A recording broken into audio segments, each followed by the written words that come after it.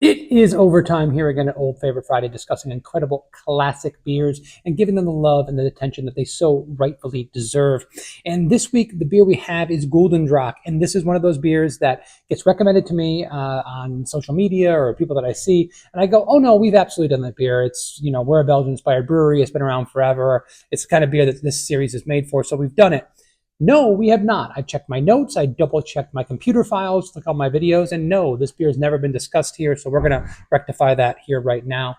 Gulden Draak, this is the classic Gulden Draak. They have a couple different versions of the beer. They have a quadruple, but this is marketed as a Dark Red Tripel Ale, at least on the bottle. I've also seen it listed as a dark strong ale at other times. But what you'll notice in talking about a triple and talking about dark, you're used to a triple being a golden strong ale. And when you look at this beer, there's nothing golden about that. That's brownish with this nice red hue to it. The name Dark Red Ale definitely is appropriate for a beer with that color, but it's certainly something a little bit different. I don't know of any other triples that are marketed as red triples. I know my partner Bill McPhee, he knows a lot more about Belgian beer than I do, and he's mentioned wanting to make a red triple in the future, and that's something that might be coming here at Barrel of Monk. So he might know of a few other examples of this. But when I was first drinking this beer, I just assumed it was a quad. And I assumed maybe it was a quadruple that was a little bit lighter in color, not quite as dark as a traditional quad, but because I'm getting a lot of the quad flavor profiles, the dark brown sugar, the candy sugar, the raisin, the fig, the dates, things of that nature. And it was really Bill that pointed out to me the first time that this was marketed as a red triple or as a triple in general, which I thought was really interesting. In trying to find that triple flavor, because triples and quads do have different flavor profiles, but because they use Belgian ale yeast, there is a lot of spillover, right? So you can have more phenolic or spicy triples and more estery quads, and you can also have more estery triples, and you might have a person that likes to make a quadruple that's a little more spicy. So that's kind of in the eye of the beer maker of how those are going to be produced, but I definitely get that clove, a little bit of black pepper, some of those things that I would more closely associate with a triple, but that's just kind of in my mind and how I kind of view those two beers as being distinct. So I see this as kind of almost like a hybrid between those two styles. I don't know if the brewery would say the same thing. They have their lane. They have a style of beer that they it seems like almost pioneered. Maybe not. Maybe there are other examples out there, but they're happy to release this beer and promote it as a red triple, which is something very, very distinct, at least in my eyes. This beer's been around since 1986. So this brewery's been around it's a beer that's been around for a long time. Before the craft beer boom in the United States, these guys were kicking out incredible beers. I mean, there's so many breweries that are centuries old in Belgium.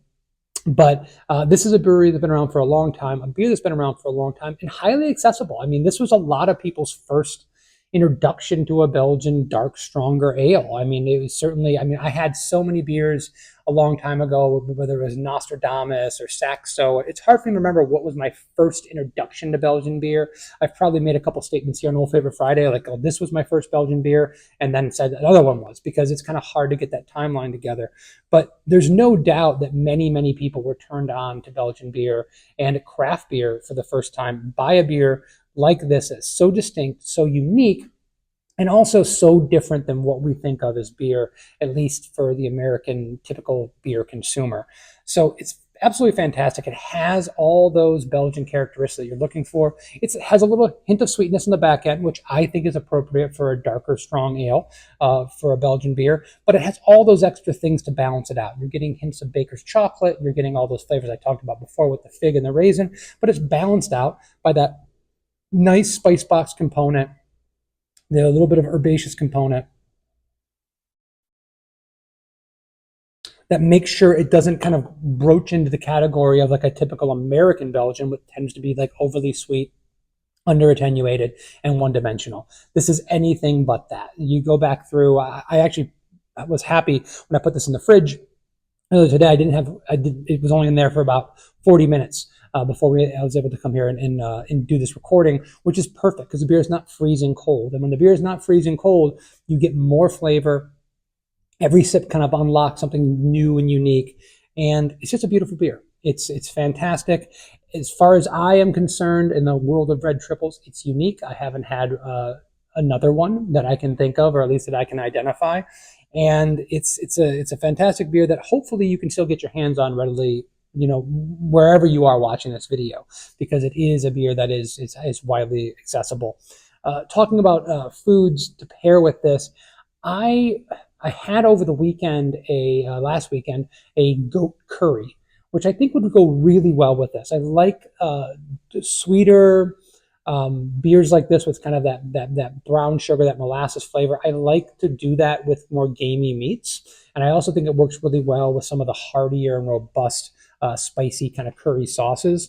So I think that would work really, really well.